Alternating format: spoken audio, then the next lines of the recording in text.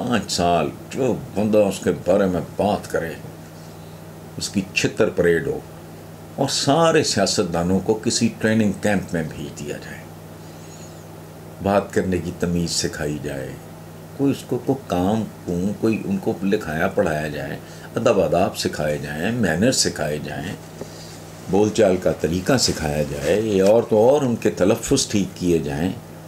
यहाँ का तो साबिक़ वज़ीर आज़म जो है वो सॉवरेनिटी को सॉवरेनिटी कहने से बाज नहीं आता। अवाम ये कहती है, मैं इस तरह का तो हाल है इनका। तो 5 साल का इनको एक तो ब्रेक दें, ये रेस्ट बहुत है इनके पास, बहुत है, लूट मार का मुक्ता ही नहीं, तो इसलिए वो तो इनका प्रॉब्लम नहीं होगा।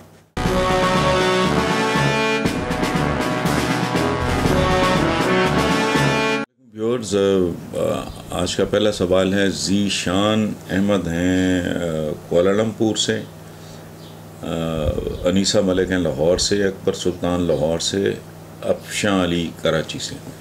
वो कहते हैं जी कि फ़र्ज़ करें ये टर्म पूरी होने के बाद अगली हुकूमत भी नून लीग या पीपल्स पार्टी को मिल गई, तो फिर आप पाकिस्तान के हालात किस तरफ जाते देखते हैं?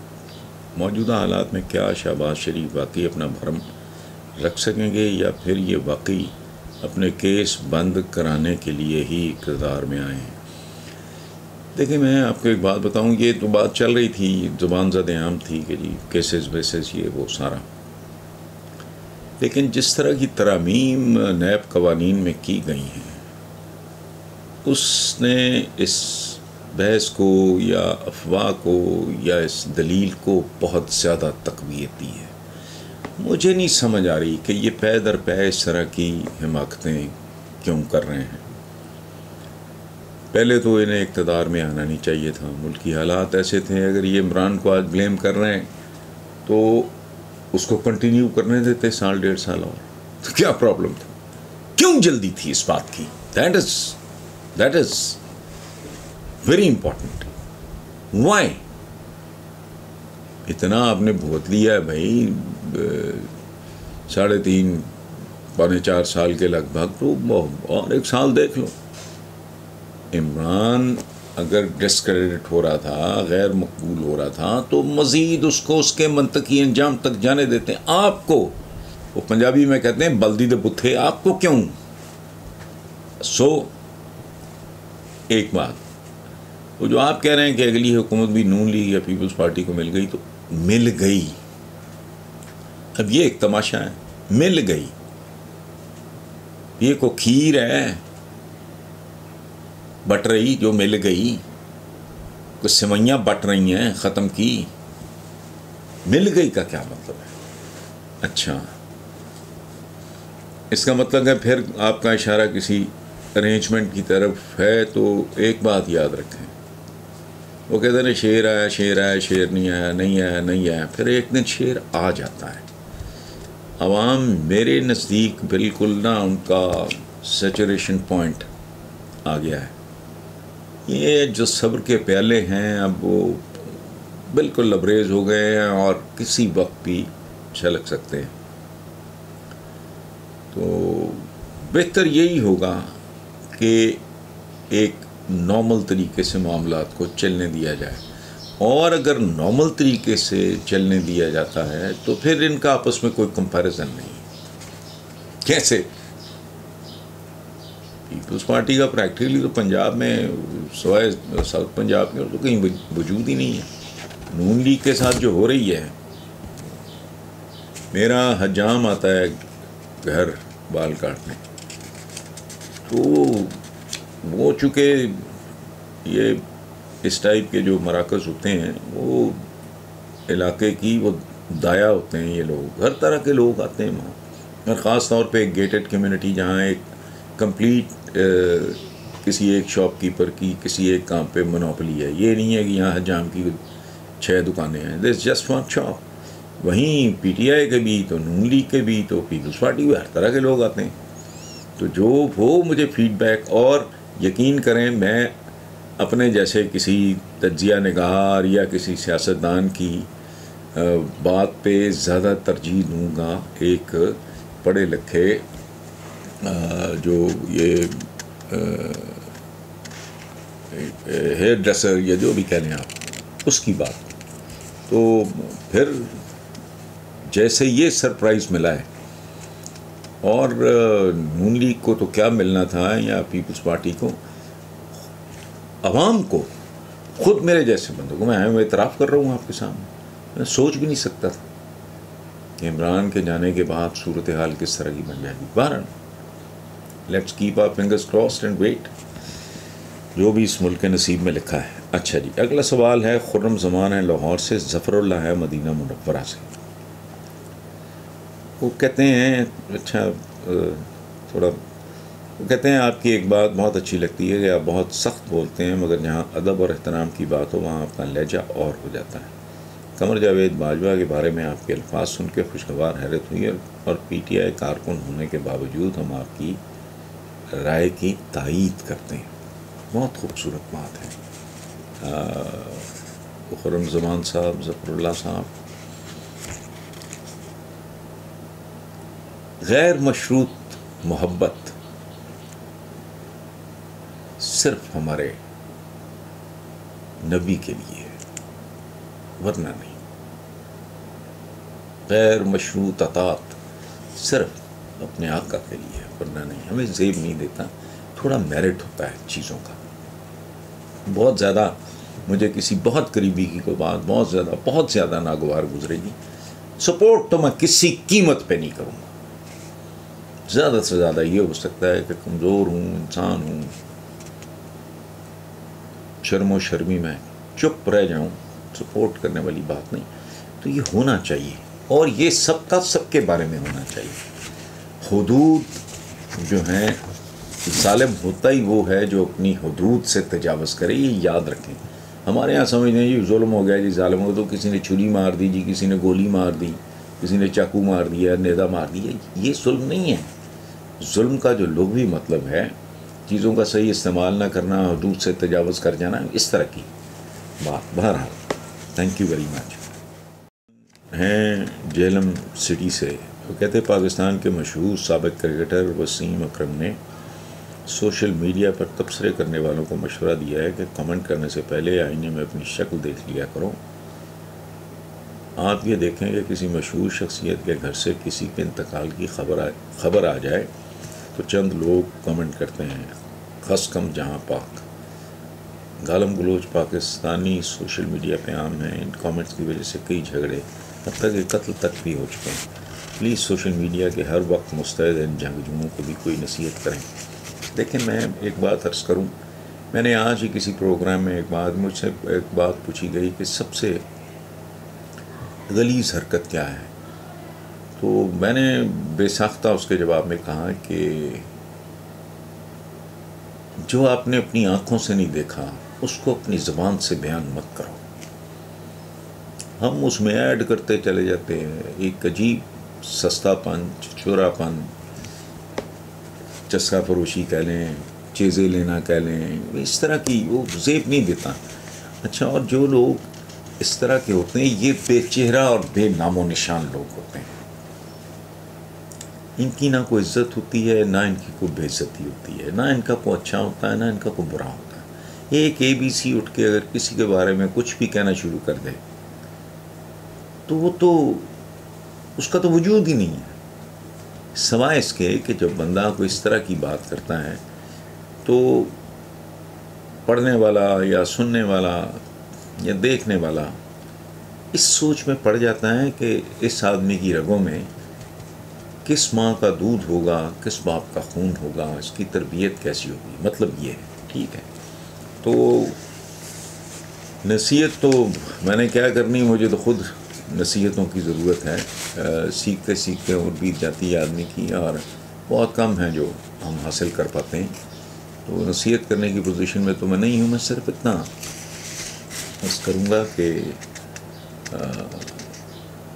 ये सोच लें। खलील जिब्रान का एक बड़ा खूबसूरत जुमला है कि जब आप किसी पे उंगली उठाते हो तो गौर करो, बाकी 3 उंगलियां खुद आपकी तरफ उठी होती हैं।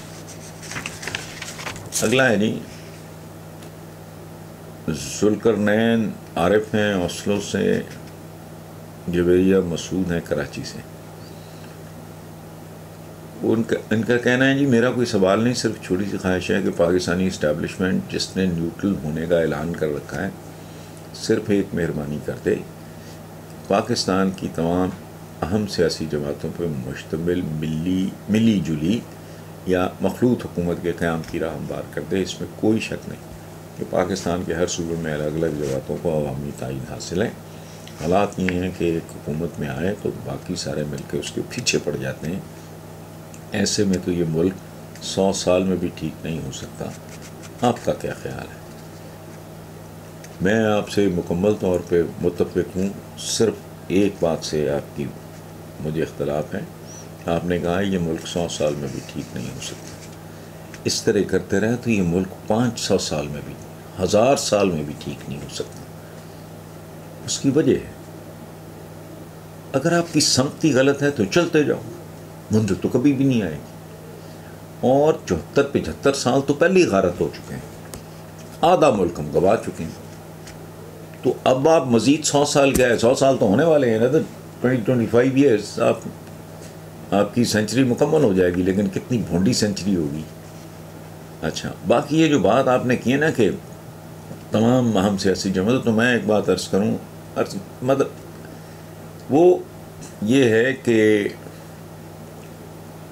मेरा ख्याल है कि कम से कम 5 साल 10 साल का ब्रेक, जेन्युइन प्लान हो। ये नहीं कि आप आ गए, एक कौमी हुकूमत बने, प्रोफेशनल्स की हो, टेक्नोक्रेट्स की हो, 5 साल जो बंदा उसके बारे में बात करे, उसकी छितर परेड हो, और सारे सियासतदानों को किसी ट्रेनिंग कैंप में भेज दिया जाए, बात करने की तमीज़ सिखाई जाए, कोई उसको को काम कोई उनको लिखाया पढ़ाया जाए, अदब आदाब सिखाए जाएँ, मैनर्स सिखाए जाएँ, बोलचाल का तरीका सिखाया जाए, और तो और उनके तलफ़्फ़ुज़ ठीक किए जाएँ। यहाँ का तो साबिक़ वज़ीर आज़म जो है वो सॉवरेनिटी को सॉवरेनिटी कहने से बाज नहीं आता। अवाम ये कहती है, मैं इस तरह का तो हाल है इनका। तो 5 साल का इनको एक तो ब्रेक दें, ये रेस्ट बहुत है इनके पास, बहुत है, लूट मार का मुक्ता ही नहीं, तो इसलिए वो तो इनका प्रॉब्लम नहीं होगा। अच्छी कोई एकेडमी वगैरह या कोई बड़ा होटल वगैरह करके इनको चले 5 साल का ना, को 2 साल 1.5 साल का कोई क्रैश कोर्स कराएं, इनको बुनियादी जो आदाब हैं ज़िंदगी के वो इनको सिखाएं। बाद में फिर ट्राई करके देख लें, फिर अगर ये बंदे नहीं बनते तो फिर इनको लंबाई पैकअप कर लें। इनके होते हुए मुझे नहीं लगता कि ये 100 साल क्या 500 साल में भी ठीक हो सकता है।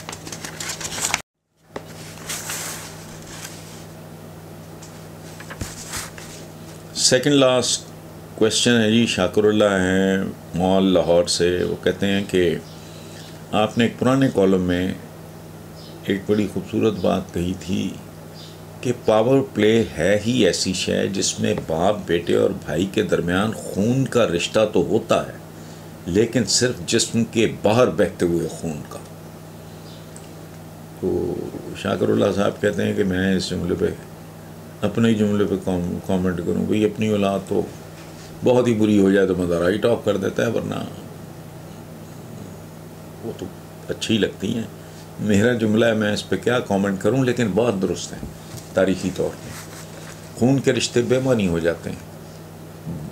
ज़हीरुद्दीन बाबर के चचा, वो छोटा सा था, टीन एज में था, लड़कपन, उसके मामू उसके चचे सब बदमाश इकट्ठे होकर उसके पीछे पड़ गए।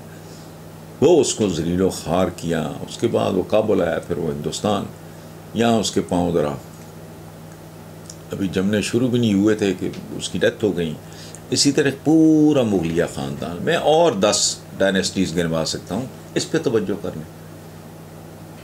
औरंगज़ेब आलमगीर जैसे बड़ा पता नहीं क्या समझते हैं, उसने बाप अंदर कर दिया, भाई सारे मरवा दिए, कुछ को धोखे से, कुछ को दलेरी से, कुछ को धोखे से मारा, और भतीजे तक नहीं छोड़े। किसी ने कहा किसी शहजादे के बारे में, पता नहीं किसका बेटा था, दाराशिको का, या किसी, उसने कहा बहुत खूबसूरत शहजादा है इसमें।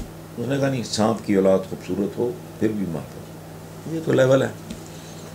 हुमायूं का क्या हाल किया है। एक तो शेरशाह सूरी की चढ़ाई थी, उस पर दूसरी तरफ सगे भाई अस्करी, कामरान, हिंदाल, ये भूखे कुत्तों की तरह उसको नोच रहे थे सारा थ्रू आउट। आप उठा के देख लो, ये जब नूरुद्दीन जहांगीर उसकी जब डेथ हुई है तो यहाँ नूरजहाँ का दामाद था शहरियार, उसको उसने तख्त पे चढ़ा दिया। वो उसकी रिश्तेदारी थी इसी तरह की आसिफ जाह के साथ, हालांकि वो मलका नूरजहाँ का सगा भाई था। उसने अपने दामाद को उधर से कहा कि निकलो भाई तुम भी। खुर्रम यानी शाहजहाँ जीत गया, फारिग हो गया सारा शहरियार वगैरह। तो और जहांगीर ने अपने एक बेटे को इतनी भयानक सजा दी थी, वो बाप तक पहुँचते पहुँचते वो तकरीबन मर चुका था। क्यों? उसके करीबी तरीन साथियों, दोस्तों और हलीफों की लाशें दोनों तरफ लटकी हुई थी सूलियों के साथ। पैदल घसीट के उसको लेके गए बाप के पास, तो वैसे ही अधमरा हो चुका था। इसलिए बात तो ठीक है कि पावर प्ले है ही ऐसी शय जिसमें बाप बेटे और भाई के दरमियान खून का रिश्ता तो ज़रूर होता है, लेकिन सिर्फ जिस्म के बाहर बहते हुए खून का, अंदर बड़ा जवाब दे चुका होता है। और अब मौरूसियत, चूँकि अहद बदल गया, ज़माने बदल गए, कदरें बदल गईं, सिलसिले बदल गए, तरजीहात बदल गईं, जो तराकीब हैं वो बदल गईं, सब कुछ बदल गया। तो अब जो मौरूसियत है उसका टाइप और है, उसमें जंगे शंगे नहीं होती, उसमें यही बेहतर समझते हैं कि अब्बा कब्र किनारे पहुंच गया है, वो कहता है मेरी धी या मेरे पुत्रदा को फ्लूक लग जाए, ताकि ये जोंकों की तरह, मैं बतौर जोंक इस मुल्क का खून चूस चुका हूँ बहुत, अब मेरे बेटे की या बेटी की बारी है। इतनी सी कहानी है।